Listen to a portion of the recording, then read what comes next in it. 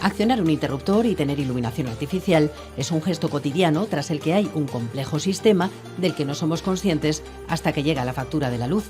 Un proceso puramente físico que genera, por ejemplo, la magia de poder leer de noche. La resistencia, la tensión, la electrotecnia y la automática, el tragaluz o la lucidez. En la lengua desatada. Dice el Génesis, dijo Dios, sea la luz, y la luz fue. Y vio Dios que la luz era buena, y separó la luz de las tinieblas. Y llamó Dios a la luz día, y a las tinieblas noche. Atahualpa Yupanqui, cantautor argentino, dijo, la noche la hizo Dios para que el hombre la gane. Hoy en La Lengua Desatada vamos a hablar de algo que tiene muchas connotaciones relacionadas con la literatura, con el cine, que se ha utilizado siempre metafóricamente y que hoy nos interesa en doble sentido, por esta parte más metafórica y por la parte más real. Hoy vamos a hablar de la luz. ¿Qué les parece? Tenemos con nosotros a Eladio Sanz, que es catedrático ya jubilado de la Universidad de Salamanca de Ingeniería de Sistema y Automática. Eladio, ¿qué tal? Bienvenido, muchas gracias. Muchas gracias por haberme invitado, Ana, es un placer estar aquí. Nosotras estamos encantadas de recibirte, de poder hablar de estas cuestiones de la luz desde este punto de vista más científico, como físico que eres, como catedrático, decíamos, de Ingeniería de Sistema y Automática. Lo primero que quiero es que expliquemos exactamente qué es sistema y automática.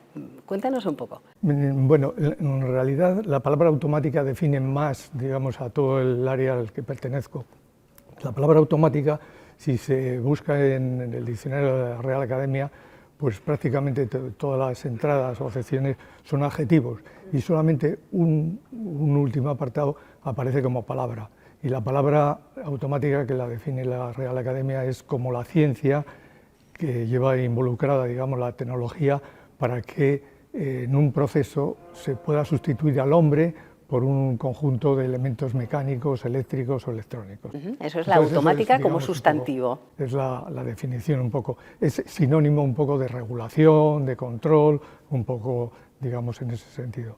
Y por definir, digamos, un elemento muy significativo de un sistema automático, pues sería el termostato de nuestras habitaciones, de nuestros hogares o de nuestras instalaciones, que realmente, digamos, fijando una temperatura deseada, nosotros nos olvidamos completamente de seguir observando eso.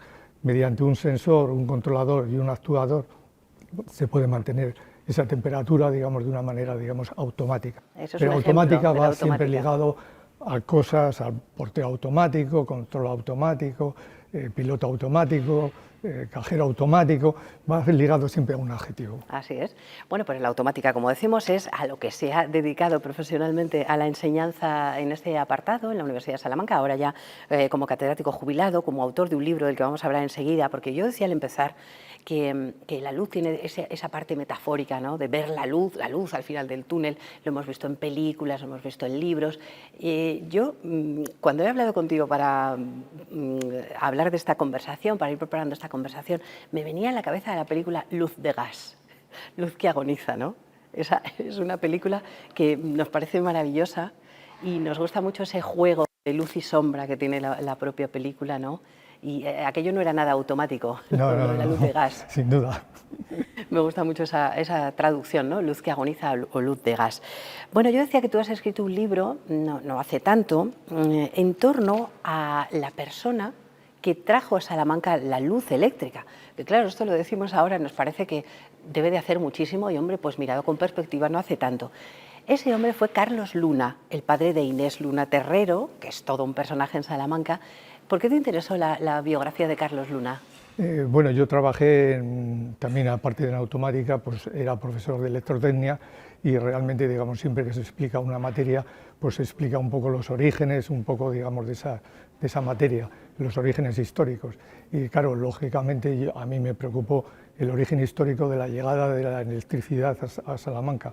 Entonces me topé, evidentemente, con Carlos Luna, me fascinó, digamos, su biografía, me fascinó, digamos, toda su trayectoria y, claro, yo me metí, me descubrí, digamos, toda la vida el trabajo de ese personaje, y ¿no? la trayectoria de este hombre y, bueno, ese fue el origen de ello. Y luego pues me metí en el archivo histórico provincial, que me proporcionó, digamos, un gran material, digamos, de la familia para poder investigar, digamos, todas las cosas relacionadas con la familia, que realmente son fantásticas. O sea, como sabemos muy bien a través de muchos libros escritos por muchas personas, amigas y bueno, pues realmente... Te fascinó Carlos Luna, su hija Inés Luna también, pero sobre todo se centra en lo que fue el hecho de crear pues una fábrica de luz aquí en Salamanca. El libro se titula Y la luz se hizo en Salamanca. Sí. Y claro, lo primero que yo he dicho ahora, que es fábrica de luz. Nosotros decimos ahora una central eléctrica, fábrica de luz, es lo mismo. Es muy bonita la expresión, ¿eh? Es muy bonita. Lo de la fábrica de luz a mí me fascinó porque es una terminología que se usó mucho, digamos, a finales del siglo XIX, comienzo del siglo XX, porque realmente, digamos, fascinaba tanto que en un centro, digamos, con unas máquinas un poco extrañas y tal, y a través de unos cables, pues saliera, digamos, una corriente que luego iluminaba unos faroles en el entorno de una plaza. O en Eso era magia casi, ¿no? Era mágico. Claro. Y entonces la luz se hacía, la luz se fabricaba, era como una fábrica de muebles, como una fábrica de mantas. Y entonces la gente acuñó ese nombre de fábrica de la luz, que realmente, digamos, define bastante bien, digamos, ese criterio que tenía la gente. Decía, fabrican la luz, como muchas cosas relacionadas con la luz, lo de dar a luz.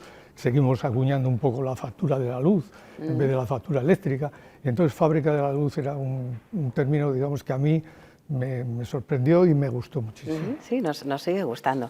Por ir tirando de palabras que tienen que ver con este ámbito que hoy vamos a tratar, antes la has mencionado, la electrotecnia.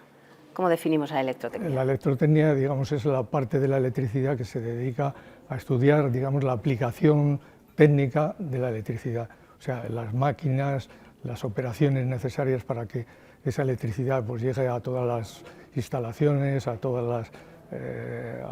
último punto de todas las ciudades, a los hogares, a todos los lugares.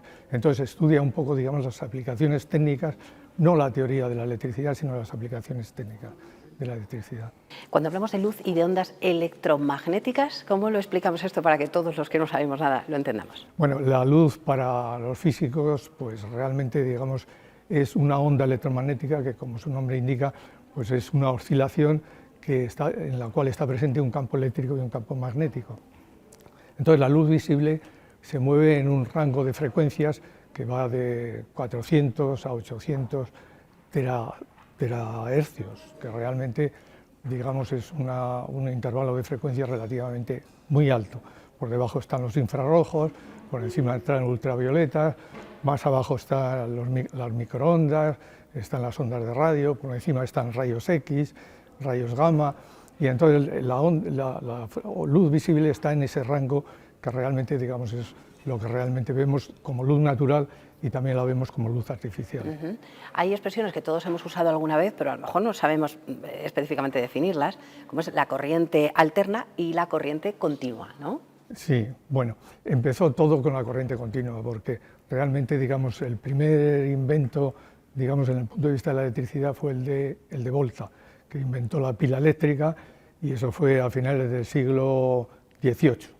Y entonces eso era corriente continua y sigue siendo corriente continua, y entonces pues toda la electrotecnia y todas las máquinas se iban orientando un poco a producir corriente continua y no corriente alterna. Y entonces eso estuvo durante mucho tiempo, hasta que pues, un personaje, digamos, muy fascinante también de la historia de la electricidad, Nikola Tesla, inventó una máquina que se llama máquina de inducción, que permitía que se fabricara de la luz, pero fabricara la luz en corriente alterna. Y eso fue fascinante. A partir de ese momento, el desarrollo de la electricidad y de las aplicaciones de la energía eléctrica han llegado a todos los hogares. A mí me fascina todavía, digamos, dos cosas en este mundo, que es que de la noche siga el día y que cuando acaba la noche el día vuelve a aparecer y la luz natural aparece, y la otra fascinación es que en cualquier hogar de una ciudad uno llega a casa y cuando se hace de noche da el interruptor y se enciende la luz, o o en un enchufe enciende, conecta un electrodoméstico y funciona. Eso realmente, digamos, es fascinante. A pesar de que lo has estudiado desde dentro, te sigue resultando fascinante, me sigue ¿no? resultando fascinante, porque es maravilloso. Antes, con la corriente continua, y acabo con el tema quizá de la corriente continua permitía llegar a unas zonas muy concretas, muy cercanas a la fábrica de la luz, en torno a 1 kilómetro como máximo de radio. Entonces, lógicamente, quedaban descartados todas las zonas exteriores, barrios, sitios más despoblados, etcétera, etcétera. Con la corriente alterna llega a todos los sitios y es, digamos, una trayectoria social de la energía impresionante. Nos ha permitido una democratización. Es una, ¿no? una socialización, una democratización. Claro, sí, qué interesante.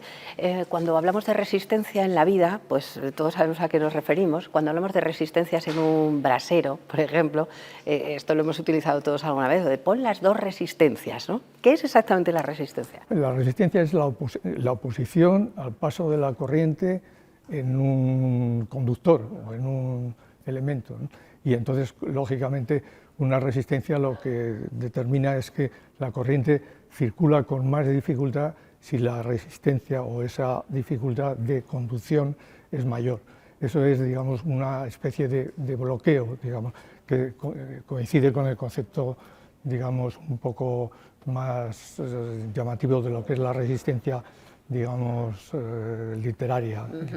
Y también la resistencia coincide con, digamos, el consumo de la corriente eléctrica a partir de una resistencia que es ni más ni menos que los radiadores eléctricos, que son los que tenemos habitualmente para calentarnos, digamos, en época de frío, etcétera, etcétera, que realmente circulando una corriente a través de ella, pues nosotros podemos calentarnos fácilmente. Cuando de repente nos baja la tensión, decimos una bajada de tensión en las personas, una bajada de la tensión arterial, pero decimos una caída de tensión cuando se trata de la luz, ¿no? Cuando hablamos de la energía eléctrica. Y a veces hablamos de picos de la tensión, que no sé si es eso lo que provoca esta cuestión que a veces todavía ocurre, que es lo de se va la luz, ¿no? Sí, se va la luz, que realmente, digamos, es un problema relativamente complicado. Que se va la luz significa que por alguna razón, a veces propia o a veces ajena a nosotros mismos, pues provoca que evidentemente nos quedemos colapsados.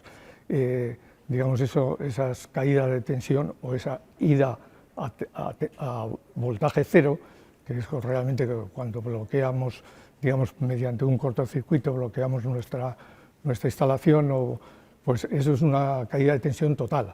Pero bueno, puede haber caídas de tensión muy elementales, que en vez de tener 220 voltios tengamos un poquitín menos, pero bueno, esos son, digamos, picos de tensión que son asumibles y que no son difíciles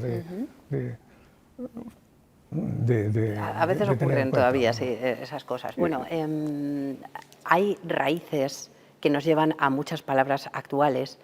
La raíz lux, luz, y lumen, pero lux y lumen también son medidas, ¿no? Son formas de medir. Sí, la luz se mide por distintas razones. La luz se puede medir por el brillo, eso es el lumen.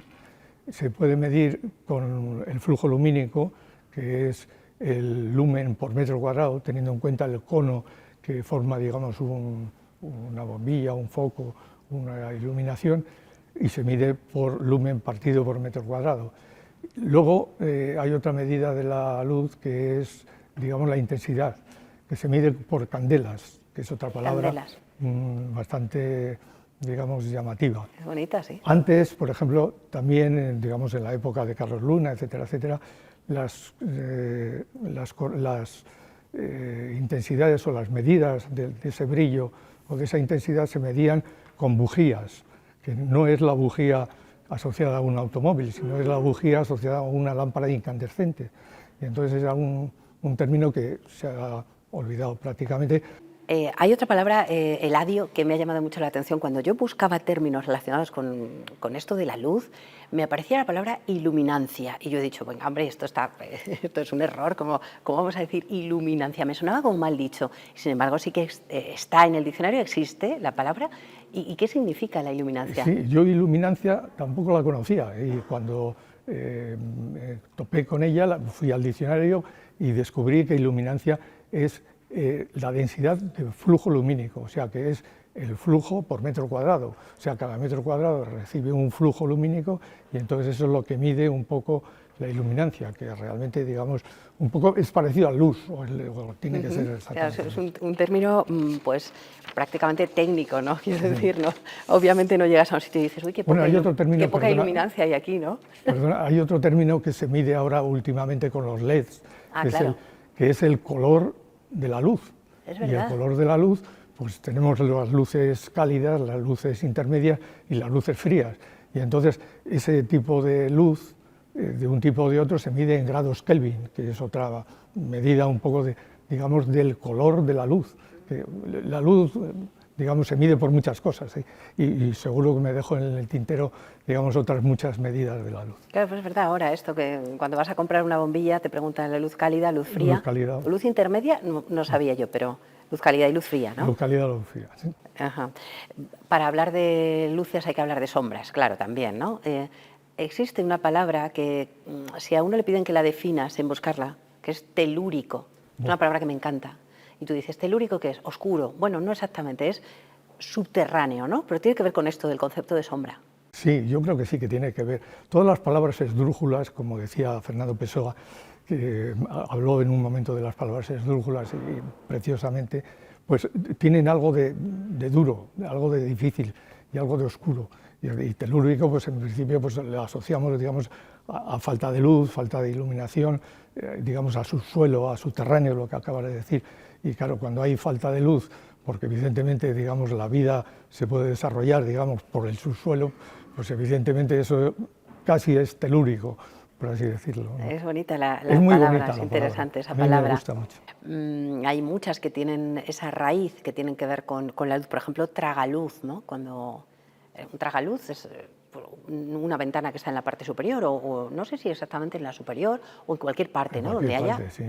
Yo recuerdo que pueda entrar un haz de luz, sí. ¿no? Yo recuerdo casas de mis abuelos que el tragaluz estaba, digamos, en la parte, digamos, inclinada del tejado, o sea que realmente, digamos, el tragaluz puede ser superior o inferior, como puede ser, digamos... La palabra ya en sí misma lo dice todo, ¿no? Tragaluz, para que entre tragaluz. La luz. Luego están las palabras trasluz, lúcido, traslúcido. Sí, son palabras, todas las palabras relacionadas con la luz son muy bonitas. Y cuando estuve mirando estas palabras, pues realmente me acordé de una que es adjetivo, que es iluminado.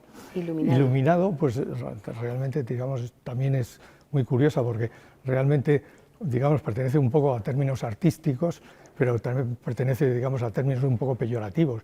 Este es un iluminado, como diciendo, te sabe demasiado cosas El listo, como diría Paco Blanco, uno de los colaboradores del programa, es un poco como el averiguado, que se dice por Salamanca, ¿no? El iluminado que lo sabe todo. Es verdad que tiene también ese sentido. Me gusta mucho la palabra parte luz, que tiene que ver con la arquitectura. Sí, exactamente. Que también lo dice casi en sí mismo, ¿no? En sí mismo, sí, que divide la luz en dos partes y, digamos, pues se puede jugar con las dos partes de la luz y, bueno, pues en el En un arte, ventanal, ¿no? Por ejemplo, que tiene en medio una pequeña columna. Que aparece, pues qué sé yo, en el palacio de, no me acuerdo su nombre, pero el palacio de aquí. ¿En Salamanca? Salamanca. Sí, en algunos de los ventanales. En la antigua caja de ahorros, ahí aparece un parte luz. Y luego pues en muchas edificaciones, y realmente, digamos... Claro, y lo dice ya la propia palabra, curioso. Parte luz en dos partes, hace dos partes del ventanal. El lucero, palabra bonita, ¿no? Qué maravilla. El lucero del alba. El lucero del alba, que siempre amanece y decimos lucero del alba, vemos a Venus y entonces, digamos, decimos ya es de día, ya vemos la luz natural otra vez y entonces ha acabado la tristeza de la noche. Hay montones de palabras que se relacionan con el ámbito de la luz. Hay muchas máquinas eléctricas también, que no sé si ya están muy operativas o no, se han cambiado mucho, los generadores, los transformadores, ¿todo esto ha cambiado mucho ese terreno? Bueno, realmente, digamos, el proceso de fabricar la luz, digamos, el proceso de generar la electricidad, pues lleva consigo, digamos, esos tres elementos. El generador, que es un alternador, el transformador, que significa elevar las tensiones a tensiones muy altas para que se puedan transportar, y luego definitivamente el motor, que es digamos, el responsable un poco del movimiento, de toda la serie de cosas que se pueden hacer en casa, pero siguen siendo un poco, hombre, se va mejorando la tecnología, pero siguen siendo alternadores, siguen siendo transformadores y siguen siendo motores, ¿no? O sea, la base es la misma. La base es la misma, que va o sea, cambiando. se modifica un poco la tecnología, no sé, la posibilidad de disminuir pérdidas eléctricas y pérdidas mecánicas en los aparatos, pero en resumidas cuentas es exactamente igual. Digamos, si vamos a una central hidroeléctrica, como puede ser Aldea Dávila o Villarino o cualquier otra instalación hidroeléctrica, pues nos encontramos un poco con lo mismo, con las turbinas, los alternadores, los transformadores. Es realmente, digamos, impresionante. Yo llevaba a mis alumnos a visitar esas instalaciones donde están estos aparatos, estas máquinas, y realmente es maravilloso. Allí se rodó Doctor Cibago, allí se rodó, digamos, la cabina de José Luis López Vázquez. Ah, sí, la cabina también. La cabina se rodó en Aldea Dávila, sí. Eso no lo sabía. Sí, es digamos, una de las anécdotas muy curiosas, digamos, de las instalaciones eléctricas salmantinas, que tenemos muchas. Estas centrales hidroeléctricas actuales, bueno, pues has mencionado algunas, no sé si de las viejas fábricas de la luz, como se llamaban entonces.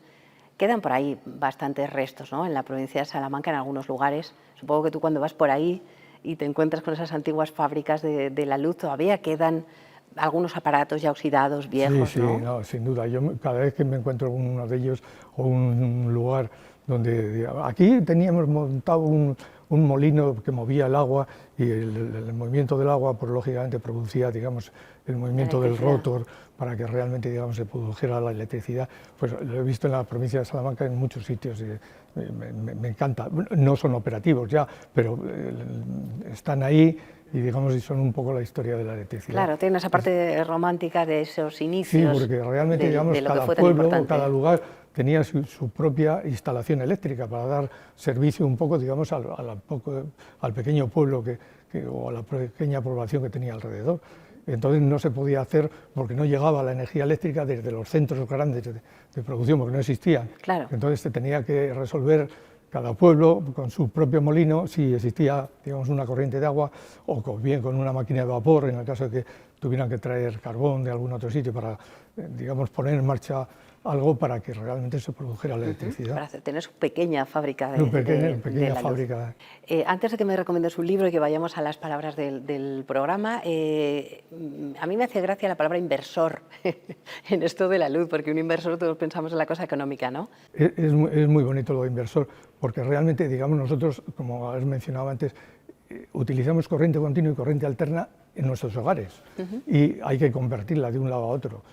Todos los aparatos que utilizamos para comunicarnos, los móviles, las tabletas, los ordenadores, funcionan con corriente continua. Entonces, cuando nosotros conectamos a corriente alterna a nuestro enchufe, hay una cosa intermedia que es el alimentador, que generalmente es negro o blanco, y ahí aparecen evidentemente la conversión de corriente alterna a corriente continua. Y ahí es donde entra en juego el inversor. El inversor es el contrario. El contrario. El inversor es cuando tenemos una producción de corriente continua, como puede ser en las células fotoeléctricas, en los espejos, para producir energía eléctrica, y esa energía es corriente continua. Y para darla a la red y para servirnos a nosotros mismos, pues tenemos que convertir la corriente continua en corriente alterna, y eso es un inversor. Ahí es donde entra realmente el inversor. El inverso del alimentador, y es muy bonito porque es el nombre de invertir, un poco corriente. Bueno, como nos queda muy poco tiempo, en 2 minutos te voy a pedir que me traigas un título y vamos a 2 palabras. ¿Qué título me traes, Eladio? Título de libro. Un libro. Pues traigo 2. Traigo uno de los muchos dedicados a Nikola Tesla, que pueden encontrar perfectamente aquí en esta biblioteca, por ejemplo. Y otro dedicado un poco, digamos, a la historia de la literatura, que es La ciudad de los prodigios, de Eduardo Mendoza, que es un libro que me gustó muchísimo, porque Eduardo Mendoza me encanta, y está centrado un poco en la época de la electrificación de Barcelona, cuando realmente Onofre Bobilla, que es el protagonista, pues llega a Barcelona y en ese momento pues aparecen, digamos, todas las máquinas eléctricas, aparece la corriente eléctrica. es Nos un quedamos, libro, por lo tanto, con La ciudad de los prodigios y con alguno de los libros alguno sobre de los libros de Nikola Tesla. Hay uno, digamos, biografía que se dice firmado Nikola Tesla, que son un poco las cartas suyas y que revela un poco, digamos, su intención de inventar una cosa que realmente se va a poner en marcha dentro de muchos años, que es transmitir la energía a través de la red. Eladio, muy rápidamente, la palabra chunga, ¿qué me has escrito? Cortocircuito. Cortocircuito. Pues a triturar.